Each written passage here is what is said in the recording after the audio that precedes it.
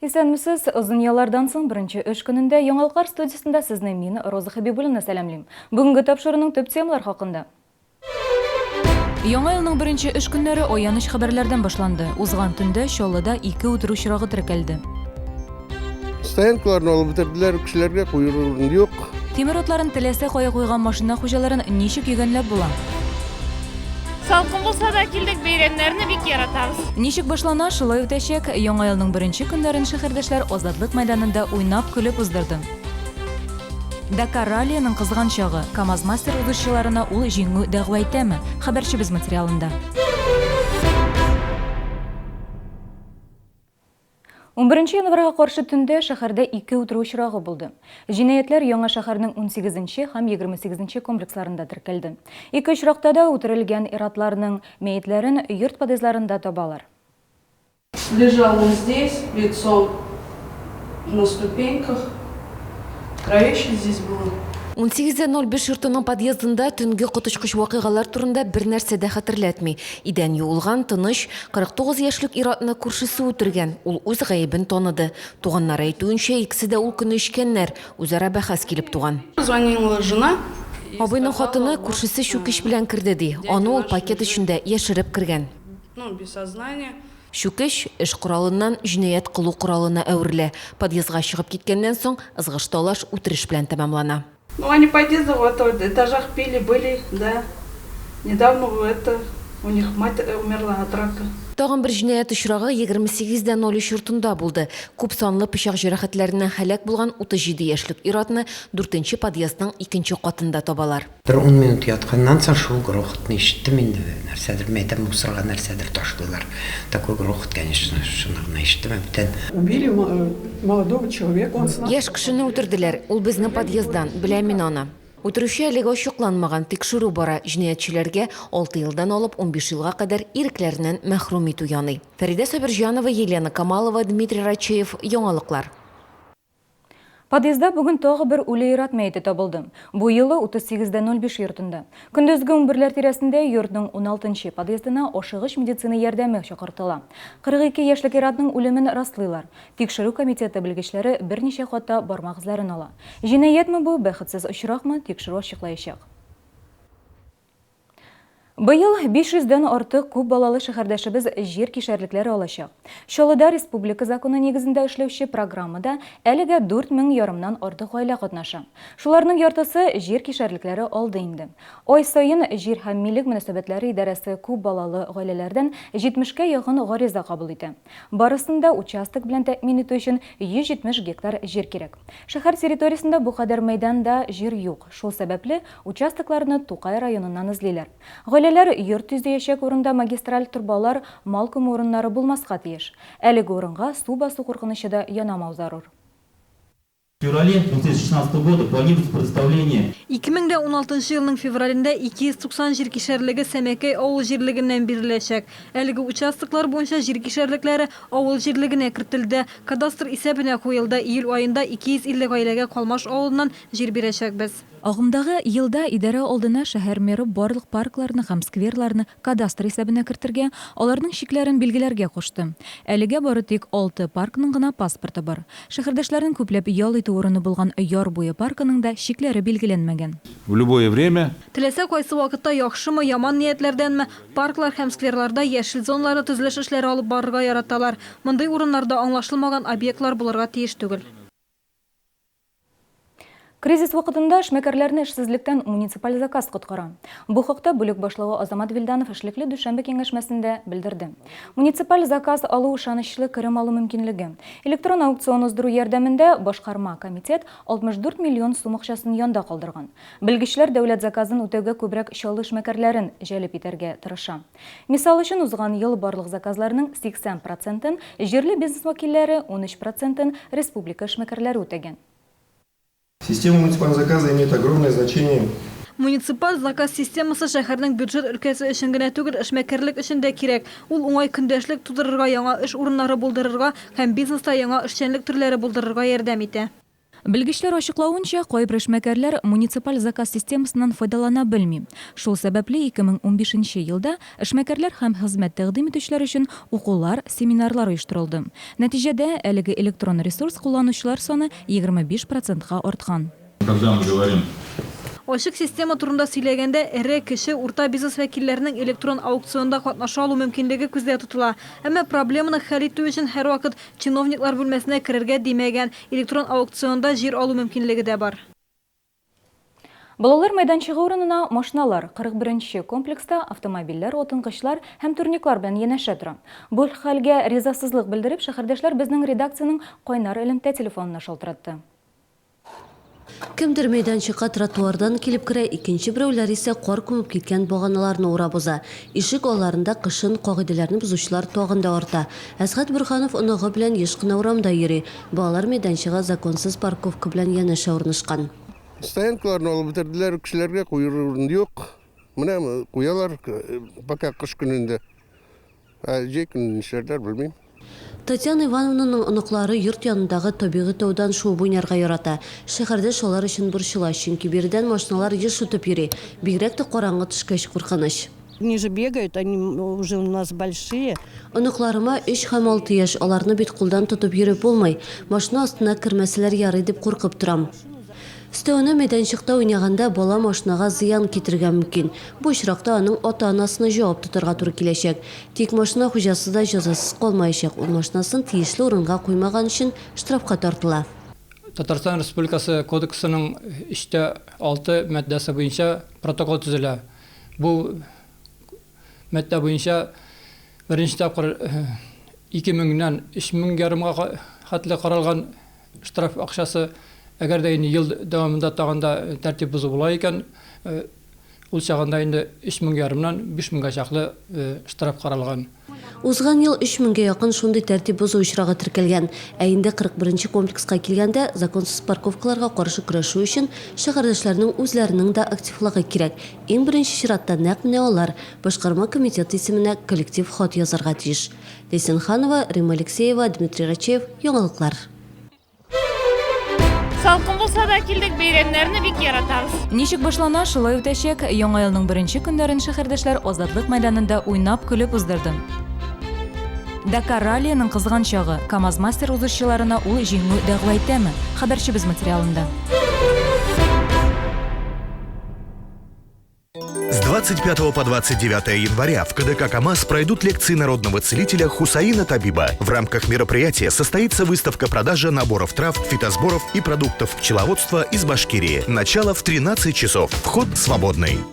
Магазины цветов и подарков «Веранда». Всегда свежесрезанные цветы, комнатные растения, а также игрушки, подарки и сувениры. Оформление свадеб, декор любой сложности. Доставка цветов и подарков. Работаем круглосуточно. Остановка «Центр», дом 4301 и остановка «Пединститут». Галевскар Камал театры февральның 12-сеннән 16-сына кадәр Йоршалла шәһәрендә гастрольләрдә. Энергетик мәдәният сараенда театрның иң популяр спектакльләре һәм премьералары. Билетларны Камал театры сайтында һәм кассаларда алырга ашыгыз. Телефон чаллыда 70 193 12+. 1 рубль первый месяц за интернет и цифровое ТВ от Дом.ру. Зажги дома Дом.ру елку. Подробности по телефону 450 300 и на сайте dom.ru.ru. В корпорации «Центр» и «Селдом» большая рождественская распродажа бытовой электроники и мебели. Успей купить только со 2 по 13 января.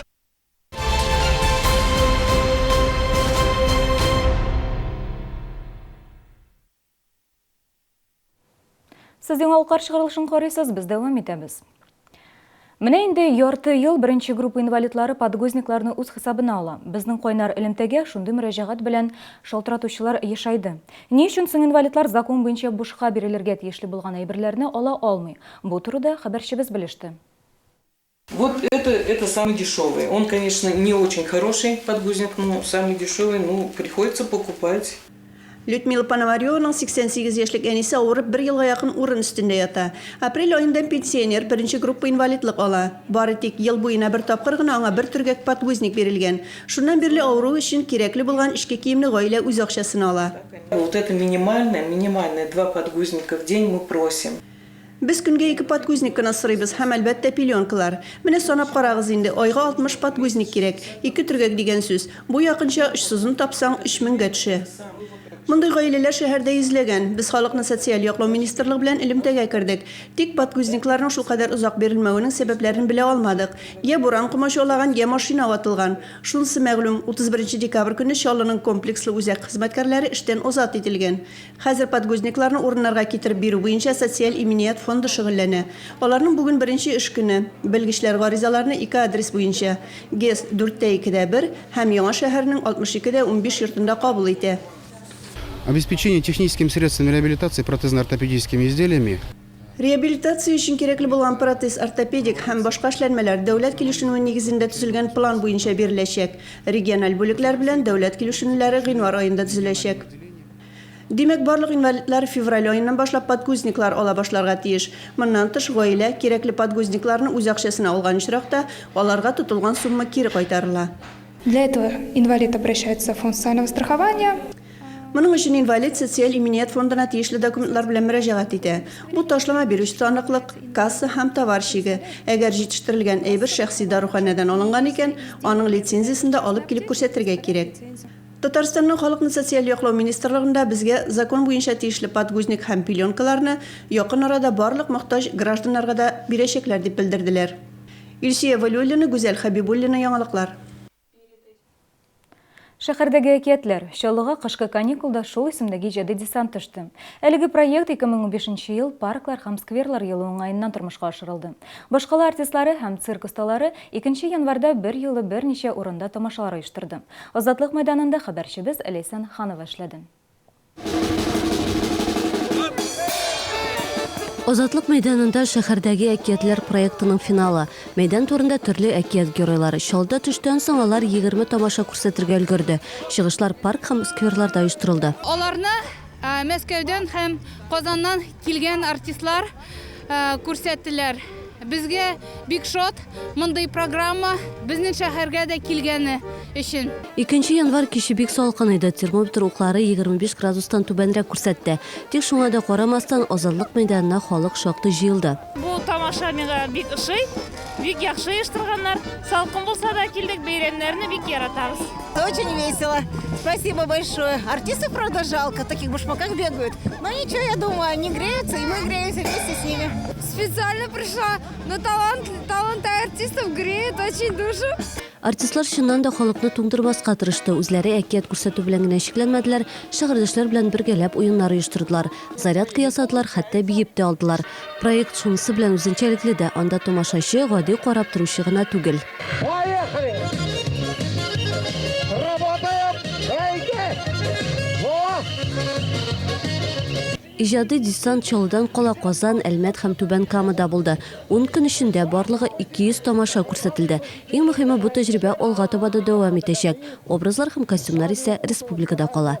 Ләйсән Ханова, Дмитрий Рачеев, яңалыклар. Азатлык мәйданында яңа ел чаралары дәвам итә. Искечә яңа елны биредә шәршәмбе көне күңел радиосы белән каршы алырга мөмкин булачак. Бәйрәм тамашасы кичке 6-да башлана, 10-га кадәр дәвам итә. 8-дән 9-га кадәр 1 сәгать дәвамында шәһәрдәшләрне яраткан радио алып баручылары кызыклы уеннар, бәйгеләр уздырачак. Чаллының танылган артистлары чыгыш ясавы көтелә. Яңа ел яллары төгәлләнсә дә, күңел радиосы барчасында искечә яңа елны бергәләп бәйрәм итәргә чакыра. 13 январь көнне үзәк сәхнәдә без үзебезнең Чаллы артистлары белән Ринас Әхмәтов, Гөлназ Сираевалар белән һәм шулай инде Казаннан килгән кунагыбыз Алина Шәрипҗанова белән бергәләп күңелле концерт оештырачакбыз. Шулай ук инде кызыклы бәйгеләр дә булачак, бүләкләр дә көтелә. Бүген халыкара рәхмәт көне билгеләп үтелә. Беренче тапкыр рәхмәт сүзе Франция сүзлегендә 1586 елда барлыкка килә. Чит илләрдә бу көнне туганнарга, әти-әниләргә, башка якын кешеләргә кулдан эшләнгән открыткалар, чәчәкләр, төрле татлы ризыклар бирү гадәткә кергән. Татар телендә рәхмәт сүзе гарәпчәдән килгән һәм аяу, кичерү, мәрхәмәт итү дип яисә яхшылыкка җавап итеп әйтелә торган сүз итеп аңлатыла. Кешегә күрсәткән яхшылык кайчанда булса үзеңә әйләнеп кайта дигән ышаныч та яши халыкта. Кешеләр бу сүз бер-берсенә шатлык бүләк итәләр, игътибарлы икәннәрен күрсәтәләр һәм күңелләрдә яхшы тойгылар гына уяталар. Салкын кышкы көннәрдә якын кешеләреңә, туганнарга, дусларга җылы рәхмәт сүзләре өләшүгә ни җитә? Но миңа бүгін әлі әйтуші кіші болмады, менің рахмат айтасы келе. Әтияниге, бізні өстірген үшін, бізні тәрбиелеген үшін, кіші еткен үшін енді. Бұлай бүтін кішіге де рахмат айтасы келе. Рахматлы болыңыз, тұрмыш көңілірек болалай. Бұл яқшы тұрмыш үшін кімге айтек енді? Нелер бізге енді президентларымызға айтек. Мұндай тыныш тұрмыш болған үшін. Аллаға шүкір, біз міне пенсия алсақ та. Рахмат айтасы келе мен жақындыларыма, туғандарыма. Har vaqt yanashanda bo'lgan kishilarga kelishib shodlantirib yashasınlar.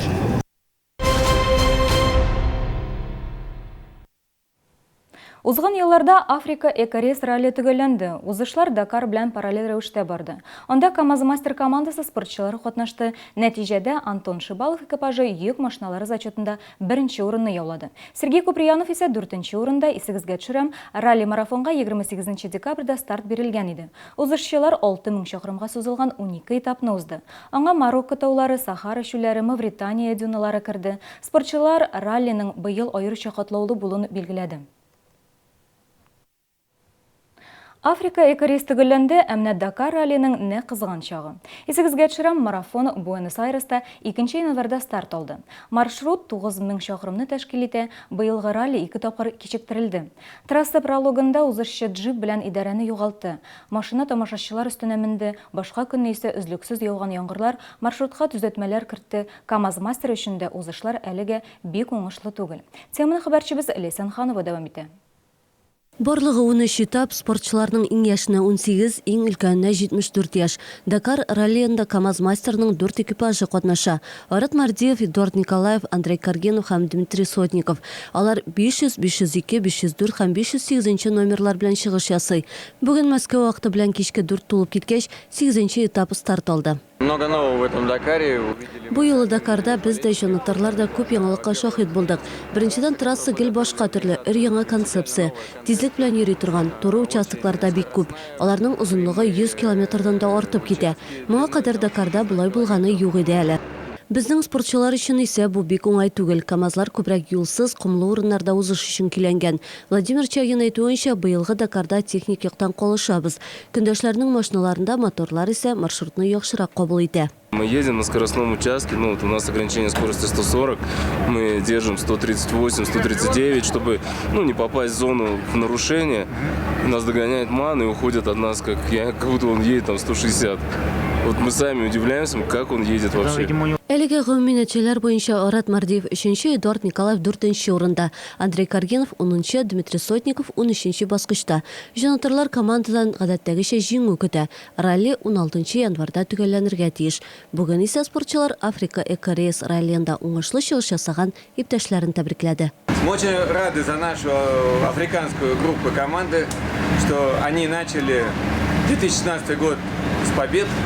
И наша американская, нашим африканцам 3-4. Молодцы, так держать!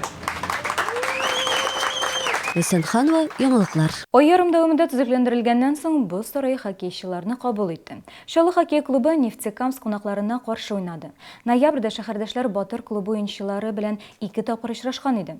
Һәр командада 1 тапкыр җиңү яулады. Яңа елда уен ничек узды? Безнең иҗат төркеме күзәтте. Төзекләндерелгән Боз сараенда мәйдан кечерәйгән, моңа карап уен барышы тизлеге артты. Уенчылар да яңа бортлар куелган мәйданда хәзер махсус уен тактикасы кулланырга кирәк дигән фикердә. Площадь чуть поменьше, Мәйдан бераз кечерәк, әмма хәзер алканы ешрак кертү мөмкинлеге бар. Кайбер сакчылар өлгерми, хәлимчеләр уяурак булырга тиеш. Беренче алка Шалы капкасына керде, аннары егетләр яңа тактика куллана башлады. Марат Исмәгыйлев һәм Айдар Ханнанов команданы алга җибәрде. Хәзер бортның ян-яклары махсус пыяладан. Ул йомшаграк булса да Владислав Тресоруковны берлүдән саклап кала алмады. Бәхеткә җәрәхәтләрсез. Икенче периодта уен күбрәк Шалы капкасы янында барды. Башта шәһәрдәшләр 2-1 исәбе белән җиңеп барса, икенче периодны батырлар үз файдасына 2-4 белән төгәлләде.